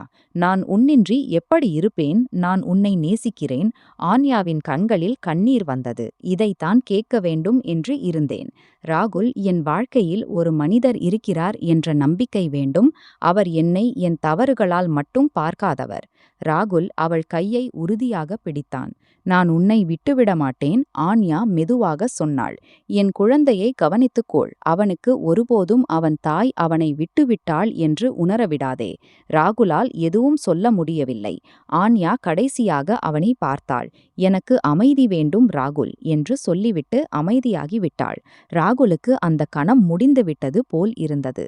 அவன் தன் அன்பை தன் கரங்களில் இழந்தான். பின்னர் ஆன்யாவுக்கு இறுதி விடை கொடுக்கப்பட்ட போதும், அவள் உடல் தகனம் செய்யப்பட்ட போதும், ராகுல் தன் மகனை முதல் முறையாக மடியில் எடுத்தான். அந்த சிறிய வாழ்க்கை ஆன்யாவின் இறுதி அடையாளம். சில நேரத்திற்கு பிறகு ராகுல் ஆன்யாவின் பொருட்களை சேகரித்த போது அவன் பார்வை அவள் மூடிய முஷ்டியின் மீது விழுந்தது.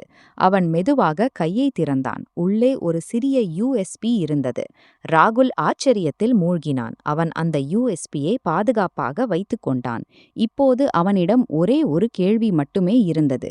ஆன்யா இதை என்ன மறைத்து வைத்திருந்தாள்? ராகுல் தன் மகனை அழைத்து கொண்டு அதே மலைப்பகுதியிலுள்ள வீட்டிற்கு சென்றான். அங்கு அவன் ஒரு ஆயாவை வைத்தான், குழந்தையை பராமரிக்க. ஆனால் இரவின் அமைதியில் ராகுல் அடிக்கடி அந்த யூஎஸ்பியை கையில் வைத்துக்கொண்டு அமர்ந்திருப்பான். ஆன்யாவின் உண்மையான கதை என்ன என்பதை அறிய விரும்பினான். அவள் தன் இறுதி மூச்சு வரை மறைத்து வைத்த அந்த ரகசியம் என்ன என்பதை அறிய விரும்பினான். ராகுல் நடுங்கும் கைகளுடன் யூஎஸ்பியை கணினியில் செருகினான். அவன் இதயம் வேகமாக துடித்தது. இந்த சிறிய பொருளுக்குள் ஆன்யாவின் முழு உண்மையும் மறைந்திருப்பதாக தோன்றியது. அந்த உண்மை அவன் முழு வாழ்க்கையையும் மாற்றியிருந்தது. திரையில் வீடியோ இயங்கத் தொடங்கியது. சில கணங்களுக்குப் பிறகு ஆன்யாவின் முகம் தோன்றியது. அதே முகம் ராகுல் கடைசியாக மருத்துவமனையில் பார்த்திருந்தான். ஆனால் இன்று அவள் முகத்தில் அந்த புன்னகை இல்லை. அவள் கண்களில் ஒரு விசித்திரமான சோர்வும் இருந்தது. தனது முழு வாழ்க்கையின் சுமையை தூக்கியிருப்பது போல். ஆன்யா கேமராவை பார்த்து மெதுவான குரலில் பேசத் தொடங்கினாள். என் பெயர் ஆன்யா. நான் ஒரு தொலைதூர கிராமத்தைச் சேர்ந்தவள். ஆனால் என் கனவுகள் பெரியவை. நான் கல்வி கற்றேன். என் வாழ்க்கையில் ஏதோ ஒன்றாக முயற்சி செய்தேன். ஏனென்றால் என் பெற்றோர் எனக்கு கற்பித்திருந்தார்கள், மனிதன் தன் கால்களில் நின்று வாழ வேண்டும் என்று. சில கணங்கள் அமைதி. என் திருமணம் அமன் என்ற இளைஞருடன் நடந்தது. அவர் மிகவும் நல்ல மனிதர். நாங்கள் இருவரும் ஒருவரை ஒருவர் மிகவும் நேசித்தோம். எங்கள் வாழ்க்கை மிகவும் எளிமையானது, ஆனால் மிகவும் அழகானது. ராகுல் அமைதியாக திரையை பார்த்து கொண்டிருந்தான். ஆன்யாவின் குரல் மீண்டும் கேட்டது. திருமணத்திற்கு பிறகு நாங்கள் ஹனிமூன் செல்ல ஒரு பகுதிக்குச் சென்றிருந்தோம். நாங்கள் மகிழ்ச்சியாக இருந்தோம். எங்கள் வாழ்க்கையின் மிக கொடூரமான நேரம் எங்களுக்காக காத்திருக்கிறது என்பதை நாங்கள் அறியவில்லை. வீடியோவில் ஆன்யாவின் கண்கள் நனைந்தன. நாங்கள் ஹோட்டலில் செக் அவுட் செய்து கொண்டிருந்தபோது ஒரு விசித்திரமான தோற்றமுள்ள நபர் எங்கள் அருகில் வந்தார். அவர் என் கணவர் அமனின் மணிக்கட்டில் கைவிலங்கு அணிவித்தார். இந்த கைவிலங்கின் மற்றொரு பகுதி ஒரு பிரீஃப் கேஸுடன் இணைக்கப்பட்டிருந்தது. ராகுல் தன்னை அறியாமல் மூச்சை நிறுத்தினான். நாங்கள் இருவரும் ஆச்சரியத்தில் மூழ்கினோம். எங்களுக்கு புரியவில்லை இதெல்லாம் என்ன நடக்கிறது என்று. அமன் அந்த நபரிடம் கேட்டான், நீங்கள் என்ன செய்கிறீர்கள்? ஆன்யா கண்களை தாழ்த்தினாள். அந்த நபர் சொன்னார், இந்த பிரீஃப் கேஸை ஹோட்டல் ரூம் நம்பர் 3 தோல்க்கு கொண்டு சென்று வாருங்கள். இந்த அறையின் சாவி அந்த மக்களிடமே இருந்தது. நீங்கள் அப்படி செய்யவில்லை என்றால் இந்த பிரீஃப் கேஸ் உங்களுடன் பிணைந்தே இருக்கும். சட்டத்திற்கு தெரிந்துவிட்டால் நீங்கள் மிக பெரிய தொல்லையில் சிக்குவீர்கள். ராகுலின் கண்களில் ஆச்சரியம் அதிகரித்துக் கொண்டே இருந்தது. நாங்கள் இருவரும் மிகவும் பயந்து போனோம். இந்த உலகில் சாதாரண மக்களின் வாழ்க்கையை ஒரு விளையாட்டாக நினைக்கும் மக்களும் இருக்கிறார்கள் என்பதை எங்களால் நம்ப முடியவில்லை. நாங்கள் நினைத்தோம், இந்த பிரீஃப் கேஸை கொண்டு சென்றுவிட்டால் இந்த ஆபத்திலிருந்து வெளியேறிவிடலாம் என்று. ஆன்யாவின் குரல் கனத்தது. நாங்கள் அந்த அறைக்குச் சென்று பிரீஃப் கேஸை திறந்தபோது எங்கள் உயிர் பறந்தது. அதற்குள் போதைப்பொருள் இருந்தது. அறையில் அமைதி நிலவியது. நாங்கள் புரிந்து கொண்டோம், நாங்கள் ஒரு சதியில் சிக்கியிருக்கிறோம். அதிலிருந்து வெளியேறுவது எளிதல்ல. ஆனால் அந்த மக்கள் என்னை பார்த்தபோது அவர்களின் நோக்கம் மாறியது. அவர்கள் என்னை தங்களிடம் வைத்துக்கொள்ள விரும்பினார்கள். ராகுலின் கண்களில் கண்ணீர் வழிந்தது. அமன் என்னை விட்டு எப்படி போவான்? அவன் என்னை நேசித்தான். அவன் என்னை காப்பாற்ற முயன்றான். அவர்களுக்கு முன் எதிர்ப்பு தெரிவித்தான். ஆனால் அவர்கள் மிக அதிகம். ஆன்யா சிறிது நேரம் நிறுத்தி தன்னை தேற்றிக் கொண்டாள். அவர்கள் அமன் அப்படியே போக மாட்டான் என்று உணர்ந்தபோது எனக்கு ஒரு வழியை காட்டினார்கள். அவர்கள் சொன்னார்கள், நான் அவர்களுக்காக வேலை செய்தால், அவர்கள் சொல்லும் இடங்களுக்கு பொருட்களை கொண்டு சென்றால் அமனை விட்டு விடுவார்கள் என்று. ராகுல் கண்களை மூடிக்கொண்டான். நான் கட்டாயப்படுத்தப்பட்டேன். நான் 6 மாதங்கள் அவர்கள் சொல்வதை கேட்டேன். ஒவ்வொரு நாளும் நினைத்து கொண்டேன், ஒரு நாள் அமன் திரும்பி வருவான். நாங்கள் மீண்டும் நம் வாழ்க்கையை தொடங்குவோம் என்று. ஆன்யாவின் கண்களிலிருந்து கண்ணீர் வழிந்தது. பின்னர் அவர்கள் உங்களை பற்றி சொன்னார்கள். ராகுல், அவர்கள் சொன்னார்கள், இது என் கடைசி வேலை. இதை செய்துவிட்டால் என்னை விடுவித்து விடுவார்கள் என்று. ராகுலின் இதயம் வேகமாக துடித்தது. ஆனால் 2 வாரங்களுக்கு முன்பு உண்மை தெரிந்தது. அமனை அவர்கள் அன்றே கொன்றுவிட்டார்கள் என்பது தெரிந்தது. அவர்கள் என்னை அழைத்துச் சென்ற அன்றே. ராகுல் தன் முகத்தை கைகளில் மறைத்து கொண்டான். அவர்கள் என்னிடம் பொய் சொல்லிக் கொண்டே இருந்தார்கள். உங்களை அவனிடம் சந்திக்க விடமாட்டோம், பேசவும் விடமாட்டோம், வேலை முடிந்ததும் அவனை விடுவிப்போம் என்று சொல்லிக்கொண்டே இருந்தார்கள். ஆனால் அவன் ஒருபோதும் திரும்பி வரப்போவதில்லை. ஆன்யாவின் குரல் மிகவும் மெல்லியதாக மாறியது. எனக்கு வாழ ஒரே ஒரு காரணம் மட்டுமே மிஞ்சியிருந்தது. என் உள்ளே ஒரு வாழ்க்கை வளர்ந்து கொண்டிருந்தது. ராகுல் தன் கண்ணீரை துடைத்து தன் அருகில் தூங்கிக் கொண்டிருந்த குழந்தையை பார்த்தான். ஆன்யாவின் குரல் தொடர்ந்தது, இந்த குழந்தை என்னுடையதும் ராகுலுடையதும். எனக்கு இது ஒரு குழந்தை மட்டும் அல்ல, என் வாழ்க்கையின் கடைசி நம்பிக்கை. நான் விரும்பினேன் இந்த உலகிற்கு அது வரவேண்டும் என்று. அதன் தாய் எவ்வளவு கஷ்டங்களுக்கு மத்தியிலும் அதை காப்பாற்ற முயன்றாள் என்பதை அது அறிய வேண்டும். ராகுலின் கண்களிலிருந்து மீண்டும் கண்ணீர் வழிந்தது. நான் அறிவேன், ஒருவேளை நான் இந்த உலகில் நீண்ட காலம் இருக்க முடியாது. ஆனால் என் குழந்தை பாதுகாப்பாக இருக்க வேண்டும் என்று விரும்பினேன். அதற்கு ஒரு தந்தை கிடைக்க வேண்டும், அன்பை கொடுப்பவர், உண்மையை சொல்பவர். ஆன்யா கேமராவை பார்த்தாள். ராகுல், என்னை மன்னித்துவிடு. நான் அறிவேன் நீ என்னை பற்றி என்ன நினைத்திருந்தாய் என்று. நான் ஒரு குற்றவாளி என்று நீ நினைத்தாய் என்பதும் தெரியும். ஆனால் நான் வெறும் ஒரு கட்டாயப்படுத்தப்பட்ட பெண். தன் கணவனை இழந்த பிறகும் தன் குழந்தையை காப்பாற்ற முயன்றவள். வீடியோவில் சில கணங்கள் அமைதி நிலவியது. ஒருவேளை உனக்கு உண்மை தெரிந்தால் என் குழந்தைக்கு இதை கட்டாயம் சொல். அதன் தாய் கெட்ட பெண் அல்ல. அவள் வெறும் சூழ்நிலைகளால் பாதிக்கப்பட்ட ஒரு மனிதர். ஆன்யாவின் கண்களில் கண்ணீர் இருந்தது. நான் உன்னை நேசித்தேன் ராகுல், அதனால்தான் நீ உண்மையை அறிய வேண்டும் என்று விரும்பினேன். நீ என் குழந்தையின் தந்தை. அதை காப்பாற்று. அதற்கு ஒருபோதும் அதன் தாய் அதை விட்டுவிட்டாள் என்று உணரவிடாதே. வீடியோ முடிவதற்கு முன் ஆன்யா மெதுவாக சொன்னாள், உன்னை கவனமாக வைத்துக்கொள் ராகுல். நம் குழந்தையையும் கவனமாக வைத்துக்கொள். அதற்கு பிறகு திரை கருமையாகிவிட்டது. ராகுல் பல கணங்கள் முழுவதும் அசைவில்லாமல் அமர்ந்திருந்தான். பின்னர் திடீரென்று அவன் உள்ளே இருந்த தடுப்பு உடைந்தது. அவன் அழுது கொண்டே அழுதான். இன்று அவனுக்கு புரிந்தது.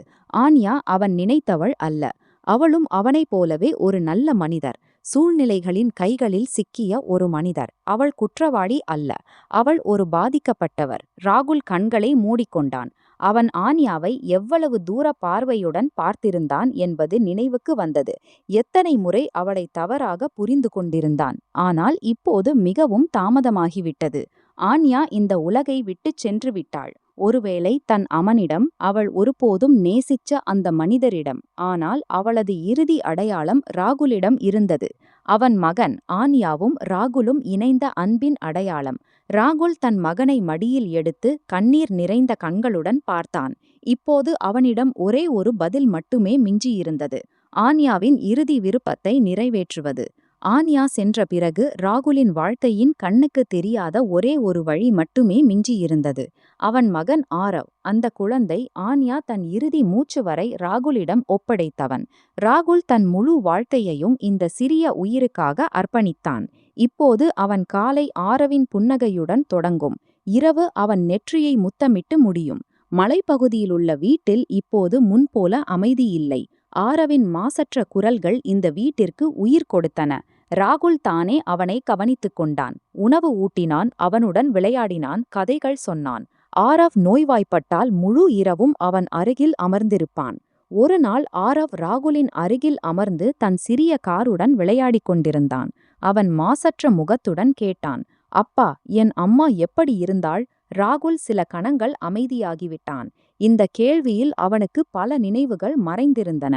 அவன் ஆரவை தன் மடியில் எடுத்து புன்னகையுடன் சொன்னான், உன் அம்மா உலகின் மிக அழகான மனிதர். ஆரவ் ஆச்சரியத்துடன் கேட்டான், அவள் அழகாக இருந்தாளா? ராகுல் அன்பாக அவன் முடியை வருடினான். ஆம் மகனே, ஆனால் முகத்தால் மட்டும் அல்ல, இதயத்தாலும் மிக அழகானவள். அவள் மிகவும் தைரியசாலி. மிக கடினமான காலங்களை பார்த்தாள். ஆனாலும் தன் உள்ளே இருந்த நன்மையை அழியவிடவில்லை. ஆரவ் அமைதியாக தன் தந்தையின் வார்த்தைகளை கேட்டுக்கொண்டிருந்தான். உன் அம்மா மிகவும் அன்பானவள். அவளுக்கு எப்போதும் மற்றவர்களின் கவலை இருக்கும். நீ ஒரு நல்ல மனிதனாக வளர வேண்டும் என்று விரும்பினாள். நீ எப்போதும் உண்மையுடன் இருக்க வேண்டும் என்று விரும்பினாள். ஆரவ் மாசற்ற முகத்துடன் கேட்டான், அப்பா, அம்மா என்னை விட்டு ஏன் போனாள்? ராகுலின் கண்கள் நனைந்தன. ஆனால் அவன் புன்னகையுடன் தன் மகனை அணைத்துக் கொண்டான். அவள் உன்னை விட்டு போகவில்லை மகனே, அவள் எப்போதும் உன்னுடன் இருக்கிறாள். உன் புன்னகையில், உன் பேச்சில், உன் ஒவ்வொரு நல்ல பழக்கத்திலும். காலம் கடந்தது. ஆரோவ் இப்போது 3 வயதாகிவிட்டான். அவன் வீட்டில் ஓடித் திரிவான். சில சமயம் ராகுலின் அலுவலக காகிதங்களை எடுத்துக்கொண்டு அமர்ந்து விடுவான். சில சமயம் தன் சிறிய கைகளால் ராகுலுக்கு உதவ முயல்வான். ராகுல் அவனை பார்த்து அடிக்கடி நினைப்பான், ஆன்யா இன்று உயிருடன் இருந்தால் தன் மகனை பார்த்து எவ்வளவு மகிழ்வாள் என்று. ஒரு மாலை ராகுல் முற்றத்தில் அமர்ந்திருந்தான். ஆரோவ் அவன் மடியில் தலையை வைத்து தூங்கிக் கொண்டிருந்தான். ராகுல் வானத்தை பார்த்தான். அவன் இதயத்தில் ஆன்யாவின் நினைவு புதுப்பிக்கப்பட்டது. அவன் மெதுவாக சொன்னான், ஆன்யா, நான் உன்னிடம் சொன்னேன், ஆரவை கவனித்துக் கொள்வேன் என்று. நான் என் வாக்குறுதியை நிறைவேற்றியிருக்கிறேன். அவன் கண்களில் ஈரம் வந்தது. ராகுல் அறிந்திருந்தான், வாழ்க்கையில் பல விஷயங்கள் மாறிவிட்டன. ஆனால் சில பாதைகள் காலத்துடன் முடிவதில்லை. சிலர் போய்விடுகிறார்கள். ஆனால் அவர்களின் அன்பு எப்போதும் உடன் இருக்கும். சில காலத்திற்குப் பிறகு மக்கள் ராகுலிடம் மீண்டும் திருமணம் பற்றி பேசினார்கள். பலர் சொன்னார்கள், ஆரவுக்கும் வீட்டில் ஒரு பெண் இருப்பது நல்லது என்று. ஆனால் ராகுல் எப்போதும் ஒரே பதிலைத்தான் சொன்னான், என் வாழ்க்கையில் இப்போது வேறு யாருக்கும் இடமில்லை. என் உலகம் என் மகன் ஆரவால் நிறைந்திருக்கிறது. அவன் ஆரவை பார்த்து புன்னகைப்பான். நான் மீண்டும் ஒருபோதும் திருமணம் செய்ய மாட்டேன். ஆரவ் எனக்கு எல்லாம். நான் அவன் தந்தையாகவும் இருப்பேன். அவன் தாயின் குறையையும் நிறைவு செய்ய முயல்வேன். ராகுல் தன் வாழ்க்கையின் ஒவ்வொரு கணத்தையும் தன் மகனுக்காக அர்ப்பணித்தான். அவன் அறிந்திருந்தான், ஆன்யாவை திரும்ப கொண்டு வர முடியாது. ஆனால் தன் அன்பின் இறுதி அடையாளத்தை கண்டிப்பாக காப்பாற்ற முடியும். இவ்வாறுதான் ராகுல் வர்மா தன் மீதமுள்ள வாழ்க்கையை ஒரு தந்தையாக வாழ முடிவு செய்தான். ஒரு தந்தை தன் மகனுக்கு வெறும் வாழ்க்கை கொடுக்க விரும்பாதவன். மனிதனின் உண்மையான அடையாளம் அவன் வலிமை அல்ல, அவன் குணம் என்பதை கற்பிக்க விரும்புபவன்.